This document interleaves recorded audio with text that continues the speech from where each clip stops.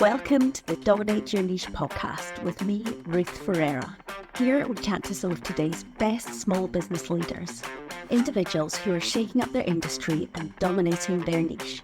The show tackles all things business growth, from strategy, marketing and branding, and delves into the secrets of what it takes to dominate your niche. The aim of this podcast is to empower founders with big dreams, small and micro businesses, and even solopreneurs who are looking to make a big impact. People who are hungry to learn from those who have gone before them and implement that knowledge to next level in their own business. So welcome, lean in, and then go take action to propel yourself towards dominating your niche in your small business.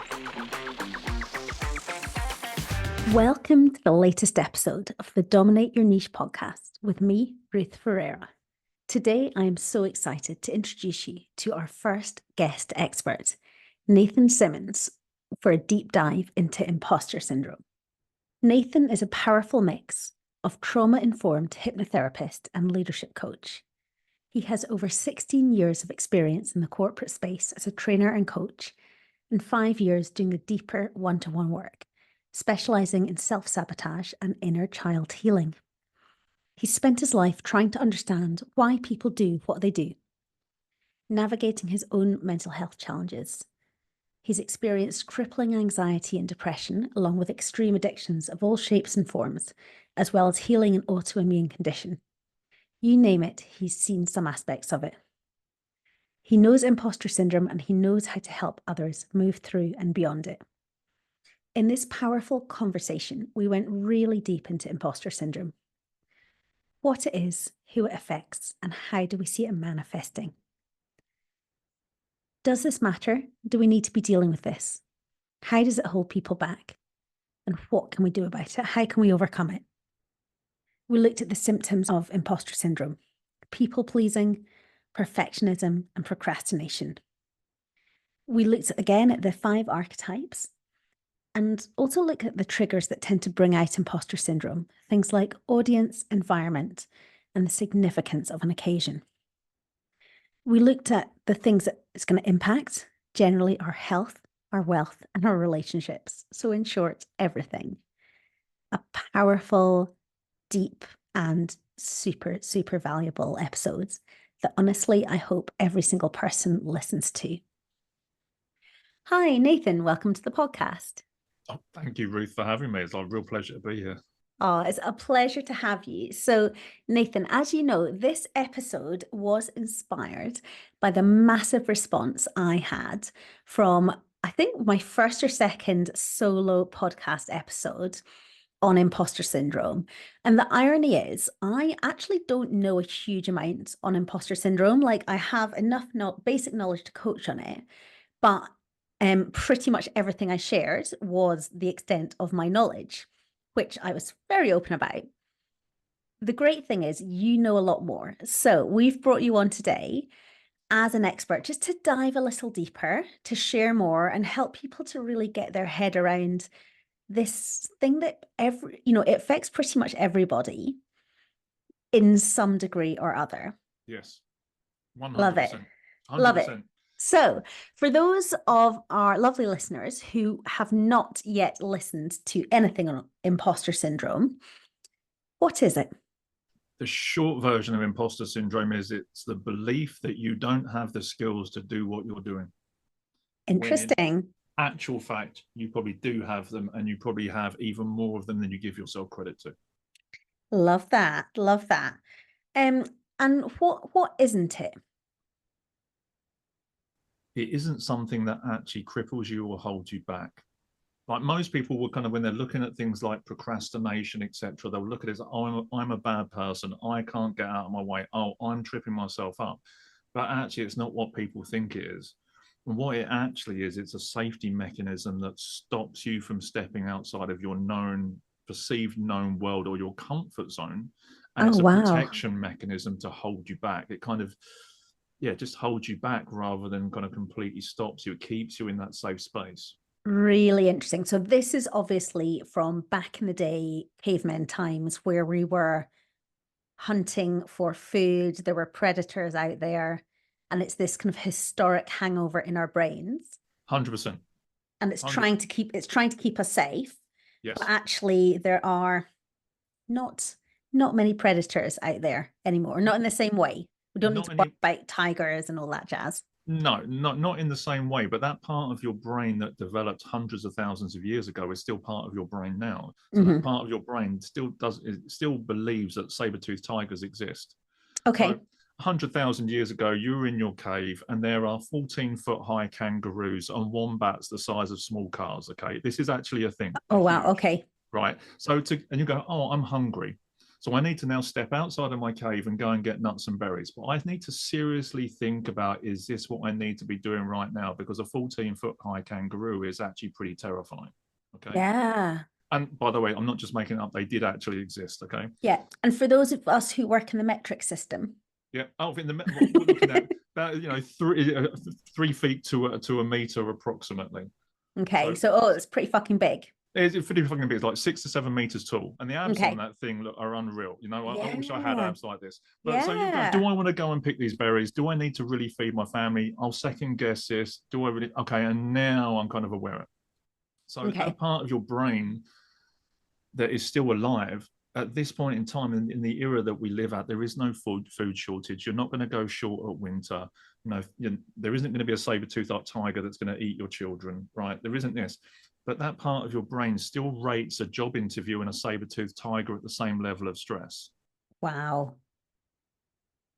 That's crazy, isn't it? It is crazy, but it's just the way that our brain works. But then we go, oh, well, what if? Or will someone think less of me if I get that job? Will Bob in my team think I'm an arsehole because I'm now his manager? Or what if I don't get the job? Will my wife think I'm a complete idiot and, not capable because I didn't get the job? And then we end up kind of umming and ahhing and not taking any action and doing nothing. And then that is your imposter syndrome kicking in, turning into procrastination and people pleasing and perfectionism. Interesting. Okay. So who gets affected by imposter syndrome? Pretty much everybody in one way, shape or form. So when they started doing the research, I think it was in about 1978, only women got imposter syndrome. Oh, bloody hell. 100%. It's the same as like women weren't allowed to ride bicycles or vote, etc. It's the same bullshit that goes with this, right? But only women got imposter syndrome because men couldn't admit to that. Yeah, how charming. 100%, like completely ridiculous, right?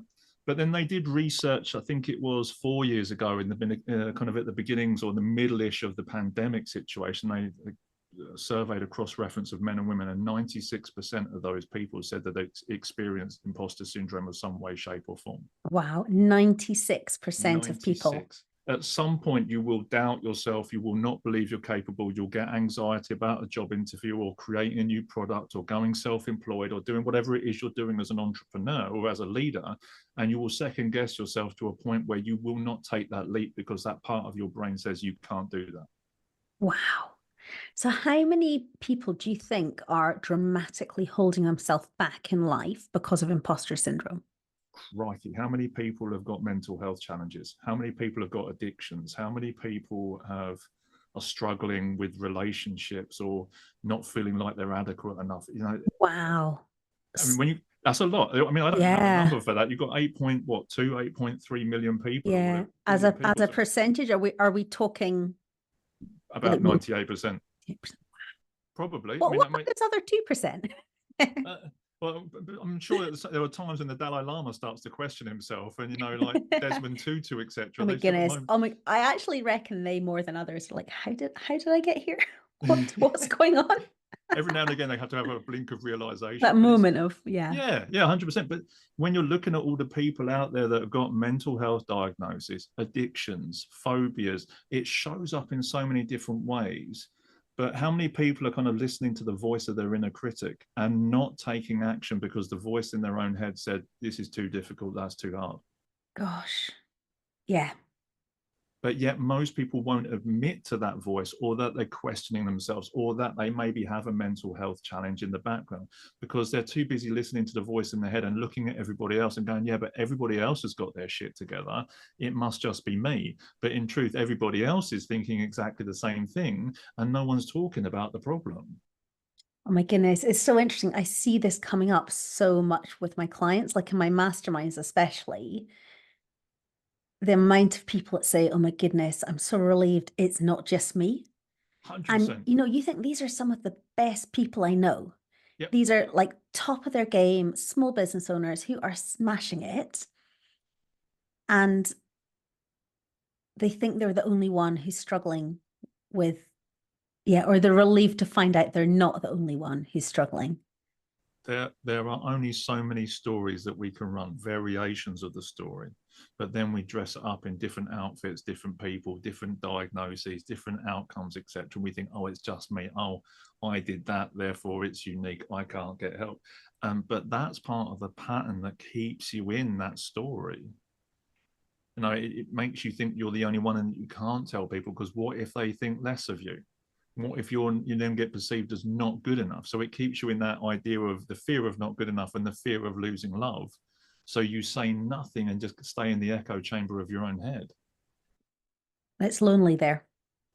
Terrifyingly lonely. Loneliness is probably the biggest problem that we have on this planet right now. You can stand in a room with 1,000 people and you can still feel lonely. Yeah. Wow. Okay.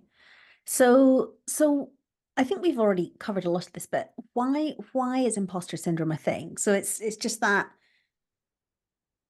hangover from early man, or is there more to it?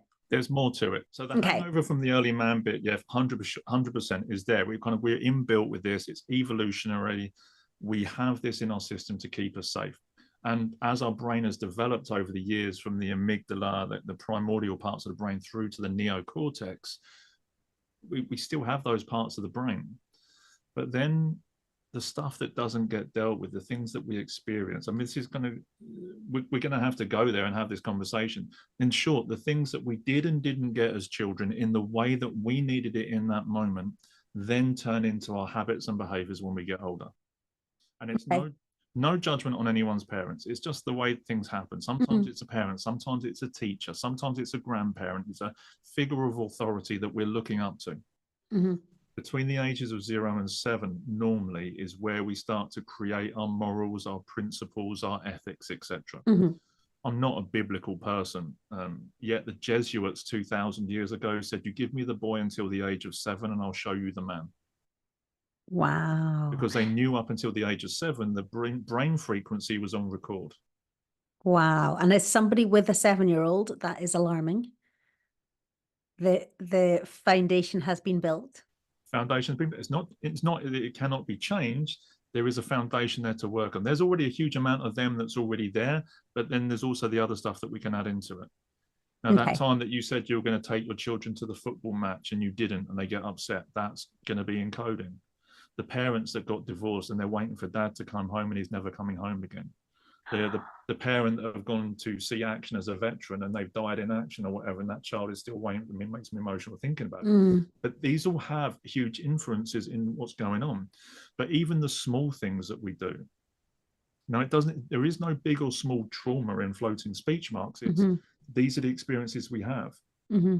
That moment where you lost your mum in the supermarket and that moment of terror kicked in and it was more than kind of 10 seconds, like, where's my mum? That has an imprint. Gosh. And I have to say, as if I'm quite short, by the way, you've probably noticed this when we've met in person. I'm like Yes. not quite 5'2". I like to round up, but I'm not quite there. I always lose people in shops.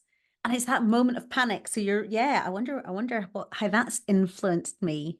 And there are these small Interesting. moments. Yeah, there's these small moments where a teacher said something to me at 6 years old, and that completely changed the way that I interacted with the Mm. educational system. And we don't even necessarily remember these moments, do we? But they're imprinted in our We, coding and they're showing yeah, up later on. yeah. So interesting. So how do you see imposter syndrome manifesting for people? The manifestation part of it is normally in kind of your big 3 Ps, and that are people pleasing, perfectionism, procrastination. Okay. Those are the core ones. But then when you're looking at things like addictions and phobias, etc., they also play out in that way. Anything that distracts us from actually showing up in who we can be. because it might be perceived as too much. Maybe you were too excitable as a child and a grandparent shut you down, so you don't do that anymore. Whatever it might be, it shows that didn't get what you needed from your mum, so you became a people pleaser, etc. These are kind of the traits, or sorry, the symptoms more. But the 5 key traits we have is like we have the 5 archetypes of the imposter. So Dr. Valerie Young, I think it was. Yeah, Dr. Valerie Young sounds familiar. Yeah, about the 5 archetypes of the imposter. So you have the perfectionist, someone that's always in analysis, paralysis, quibbling over the details, not able to accept compliments. Like you can tell a perfectionist when they can't accept a compliment. That's super kind of on point. Okay. Interesting. Then you have the soloist. So this is extreme independence. And these people may have had ideas stolen from them or worry that ideas will be stolen from them. They'd rather work on their own in silo. They don't want to talk to people. They don't want to have their work scrutinized. And they'll push people away to get peace and quiet.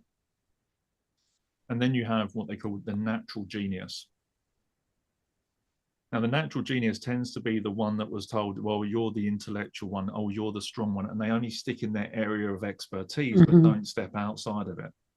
And you may see people that are very, very qualified, but they've been doing the same job for 10, 15, 20 years, just so they can say they're good at that and they can lord it over other people, but never go for a promotion. And then following on from that, you have the expert. So these are the people that feel underqualified and are always seeking a new accreditation to gain validation. Now, 15 different degrees, 15 different certificates in this, and they've got enough certificates to wallpaper their house. But still don't feel enough. And you know, I'm seeing people, so many different people in all of these, and bits of myself. And yes. And what's the 5th one? Is there another one? Superhero type. Oh, fun. With a cape? Well, they're the only, it can, well, they feel like you're going to, just put your pants over your trousers and save the day, right? But I was just going with a cape, but okay, we can do the underwear thing. But this is like the overworkers. So they will turn up before their boss turns up, an hour before. They will leave 2 hours after. They think they have to do more hours in order to validate why they're doing work and why they're getting paid and why they're getting promotion. But that's that thing is, if you want something done, you always give it to a busy person. But the problem is, especially with the overworker, is you're making it harder to get promoted because you're now doing the job of 1.5 people. So if they remove you, now it's more expensive to replace you. So you start to see how it's kind of like a catch-22. Yeah, 100%. So these are the 5 core ones. But again, it's like you may have a preference to one of them, or you may kind of dabble and touch into each of them. Yeah. And they come out at different times as well. And will all types of people fit within these? In different places, different ways. Okay. So for me, there's 3 things that really bring out different types of imposter. So the first one is the audience, who you're hanging out with. Do I feel insignificant? Do I feel like I've got something to prove? Do I feel like I'm under pressure? It's almost like the junior partner presenting into the C-suite the first time. Is like, oh my God, I'm going to die. Have I worn the right socks and done my flies up? That sort of thing. And we lose sight of what it is we're actually delivering. I'm getting so much insight into you today. I'm loving this. But there's their natural thoughts that go through her head. It's like, have I had a mint? Did I do this? Is my tie straight? Have I still got salad in my teeth? Yeah. And instead of actually, hold on a minute, what am I actually presenting here, and what am I sharing with these people? Yeah. So the audience of who we're talking to, the environment also has a huge part in this as well. Am I outside of my known space? Am I delivering to a different department? Am I in a networking group for builders when actually I'm a dentist? It's that sensation of feeling like an idiot. If you measure a goldfish by its ability to swim a tree, it will climb a tree, it will always feel like an idiot, like Albert Einstein was saying. So environment has a huge thing. Like, do we feel like we fit in? Do we trust who we are to fit into this space? Huge questions around this. And then the third element to this is the amount of importance that we put on it. Okay. The more significant we make it, it's like, it's got to be like this. I have to be like this. It's got to deliver this. And if it doesn't do any of those things, this is going to be wrong. My universe is going to collapse and everyone's going to hate me and I'm going to be a failure. And the more important it is to you, the more pressure you put on it. And the more pressure you put on it, the more likely it is to collapse. Wow. Yeah. And do you know what's really interesting is this is all stuff in our head, isn't it? Where is it anywhere else? Yeah. Because where did you put the importance? Show me importance. Yeah. One of my teachers recently said to me, he said, show me overwhelm. Mm. So I'm sitting there freaking out about the amount of things I've committed to and what somebody said, show me overwhelm. And I was like, well, I've got all these things to do. And he said, that's just a pile of paper. But I've got all this and that's just a list of things on your computer. Show me overwhelm. And I was just like, it's all in your head. Mm. It's the feeling, isn't it? And it then turns, the thought turns into a feeling, which then turns into an action or an inaction. Yeah. Which then compounds the thought that you already had. So it's just kind of keeping you in the vicious circle, not even in a virtuous loop or a virtuous dynamic. It's just like, here's proof. Love that. Here's your shopping list. Go looking for proof. Oh, I've got proof. I'm a failure. Brilliant. Are you ready to grow your business this year? Join me for Supercharge Your Month, a 60-minute clarity and strategy workshop to reflect, plan, and get super strategic to make your growth dreams a reality. The first Tuesday of every month at 10 a.m. for just £97, or free if it's your first time. My gift to you. Book on now via the show notes. See you there. Okay, so this leads me perfectly on to our next question. Yes. Does imposter syndrome matter? Like, is this something we should be dealing with? Yeah, 100% we need to be dealing with it, because 99.9% of the time, that voice in your head that tells you can't do it is not even your voice. It's somebody else's opinion. You dressed it up as your voice because that was, oh, well, you've heard someone else say it a lot, or you heard someone say it in a moment, or believed it in a moment, and then it became your voice. It's like, in order for me to survive, I have to play by this set of rules. But how does that help? Does that actually help you, or does it hold it there? And this is an interesting one. There is no such thing as self-sabotage. So I'm getting quite emotional thinking about the impact this has on people. Yeah. Like I've got a little tear in my eye because I'm thinking about the number of people who are not, gosh, you can tell what I'm passionate about, not achieving their potential 100%. because some other dickhead somewhere along the line, Yep. maybe out of love, has said something that has become this voice in their head that is holding them back throughout their life. And it's just a story. Wow. We make up this idea of something happens that you can't be that. It's not safe to be that. So then you make up a story which is basically your theory, your story to survive. So you be something else, but that's built on not being able to be something else. So it's already built on hollow foundations. And then we go off in life trying to prove ourselves that we are this, that we are the smart one, because we couldn't be that thing over there. So you see, it's got this hollowness to it, this emptiness, fragility to it. So then as you start to explore it, it's like, well, okay, that thing that you're doing is protecting you from the emotions that it wasn't safe to feel in that moment. So you create this new story to play along with, and off you go in life. But the truth is, you still have this hollowness inside of you, which is then being compounded by being a superhero, by getting another qualification, by being a perfectionist, but never ever fully stepping into your full capacity. Wow. So give me some examples of how is it holding people back, like real, like tangible things that you've seen in some of the people you've been working with. Yeah, some of the things, is people not going for the job interview. Just like full stop, not even trying. Not even trying, but then making excuses as to why they're not doing it.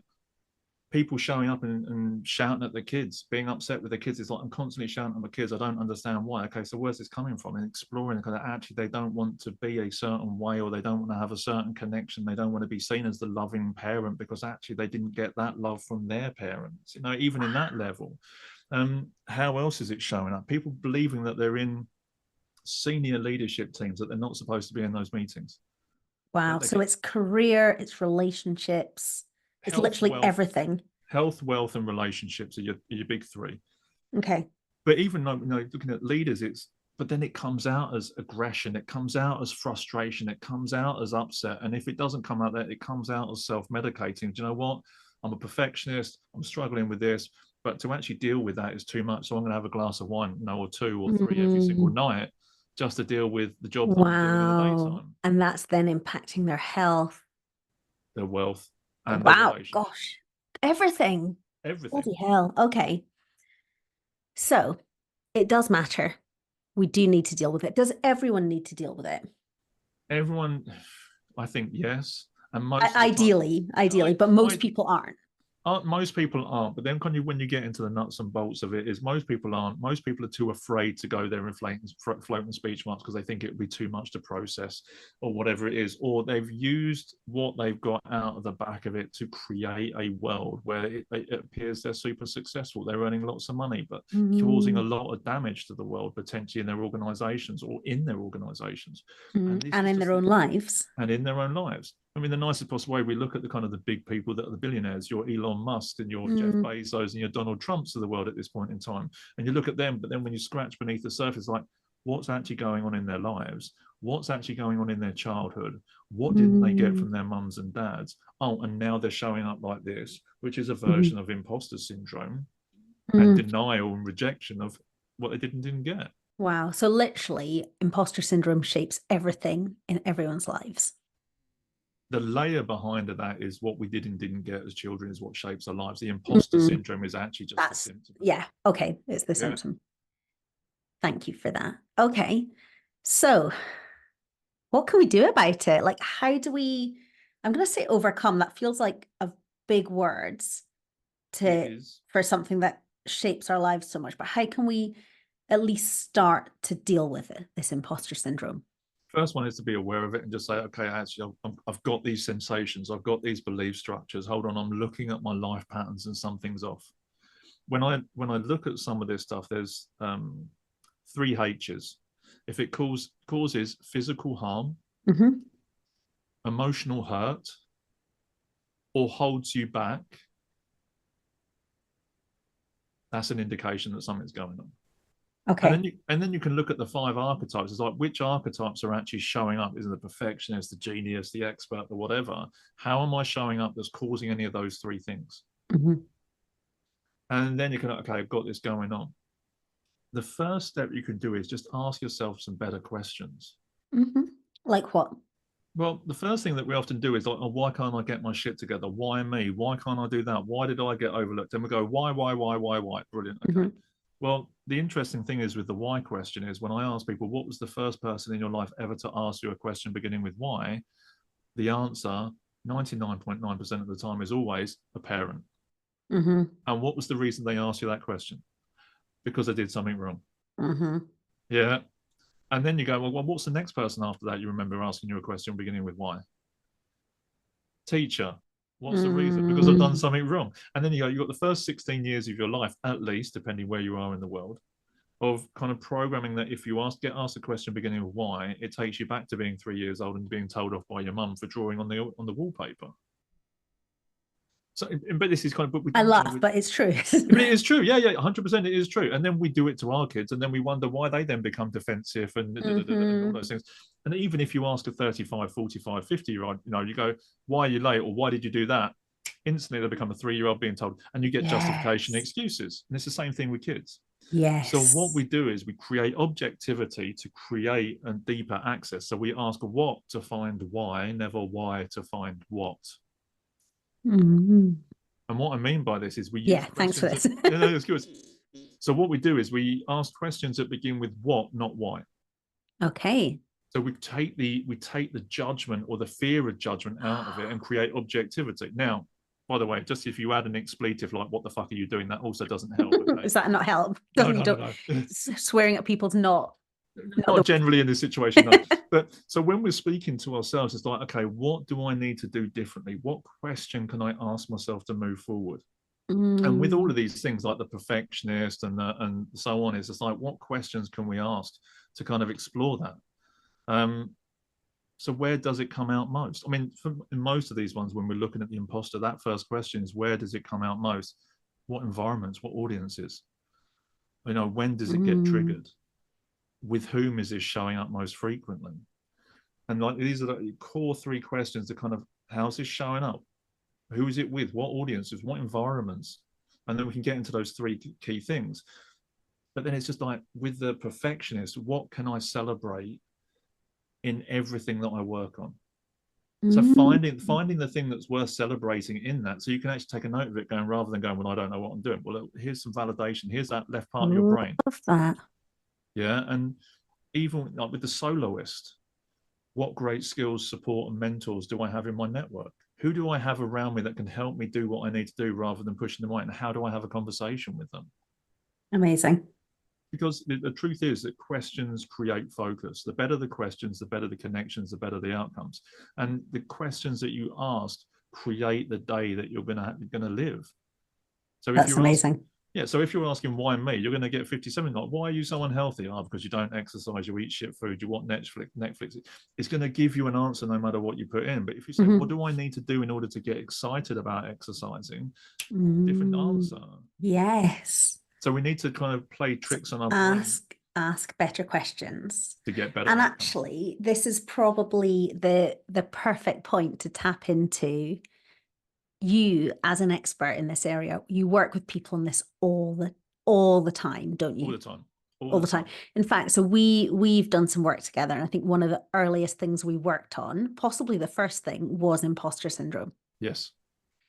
And you went down a hypnotherapy route. Is that something you do with most of your clients to help them with this? Again, yeah, the majority of them is I have a nice, powerful mix of leadership psychology and leadership training, which is my original background, but I've always studied psychotherapy, always studied NLP and coaching and different frameworks. And then 5 years ago now, qualified as a hypnotherapist, predominantly looking at what we did and didn't get as children. And it's never as bad as people really think it is. And it's always better than you can ever imagine it. But it's like, as the adult, taking ownership for that little part of you and shifting that narrative inside of your head. And it's amazing how quickly that shifted.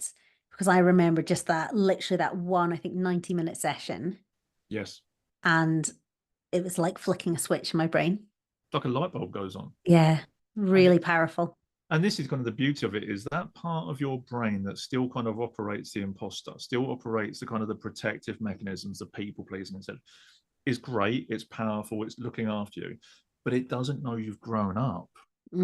So it's running the business of the inside of your head on a standard operating procedure that was written by a 4-year-old, if you're lucky, and then you're wondering why your life isn't achieving the levels that you wished and hoped it would do. It's amazing, isn't it?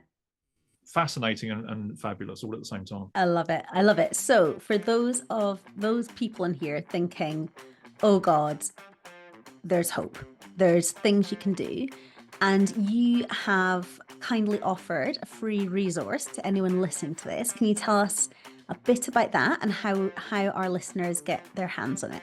Absolutely. So there's actually 2 things I'm going to share on here. Just another one popped in my head. One is there's a really great handout that I created, which is the 5 archetypes of the imposter. So it shows you and it teaches you kind of all the stuff that I've been sharing here, and then gives you a list of questions, like a journal, like a PDF journal that you can work on with the right questions to help you shift out of those imposter dynamics, and get more clarity on who you are and how you can show up in the world. Amazing. And what's the other one?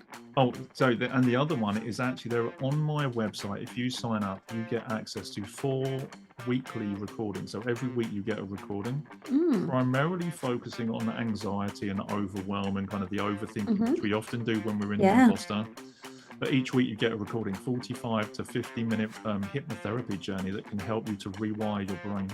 Wow. Completely free, to your inbox, as a powerful resource. That's amazing. Thank you. So we'll put that specific link in the show notes if you ping that to me. 100%. And the other one, what's the best way for people to get that? Hit me up on LinkedIn. So you look for Nathan Simmonds. I think it comes up with Nathan Simmonds, the leadership coach. You'll see the reasonably good-looking guy with the glasses and the beard and the beard, salt and pepper. Yes, very much these days. More salt than pepper at the moment, right? But it's like go on LinkedIn, Nathan Simmonds, the leadership coach. Message me, and I will send you that PDF, 100% gratis, just to help you out. And otherwise, you just find me on nathansimmonscoaching.com, and you can sign up for that 4-week program. It's there to help people. Oh, that's amazing. That's so generous of you. Well, Nathan, thank you so much. For those of our listeners just looking to come into your world and get to know you, I'm guessing LinkedIn's the best place. Yes. Yeah. For the professional kind of side of things and the one-to-one work, come and find me on LinkedIn. Amazing. Thank you so much. It's been such a pleasure. Thank you. Thank you for listening today. If you like what you hear, please hit subscribe and leave us a review. Even better, come connect with me, Ruth Ferreira, on LinkedIn and Instagram. I'd love to get to know you.